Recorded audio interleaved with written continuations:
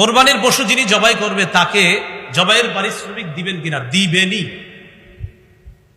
জবাইয়ের পারিশ্রমিক দিবেন, আপনি জবাইয়ের পারিশ্রমিকটা দিবেন। আমার বয়ান শুনে অনেকে হয়তো কমেন্ট করতে পারে যে হ্যাঁ মনে হয় এর জন্য কইছে। আমি আমার জিন্দিগিতে 2টা পশু করে করছি, মাত্র জবাই করছি জিন্দিগিতে 2টা পশু। এর মানে আমি আমার জন্য বলছি না, এটা অধিকার, এটা সঠিক কথা, তাই বলছি।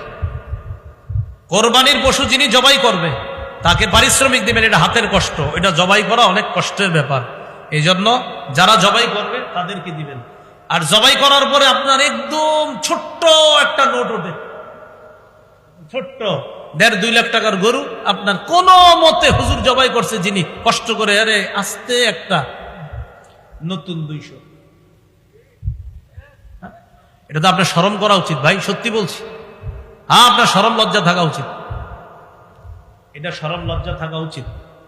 এটা আমি ওই যুগের কথা বলছি যে যুগে আমার বেতন ছিল 5,000 টাকা। ওই যুগে আমরা যে কোরবানি দিছি, ওই কোরবানি যিনি দিয়েছেন প্রায় 10 বছর 8 বছর আগের কথা, তাদেরকেও আপনার ওই 100-200 দিনই। আচ্ছা আচ্ছা আচ্ছা, সেটা আমি জানি না। আচ্ছা, যাই হোক, আপনারা এই জায়গায় একটু মহাব্বতের ইয়া রাখেন। তো এই জন্য এরকম 100-200 করে কারে, এটা কি কোনো কথা?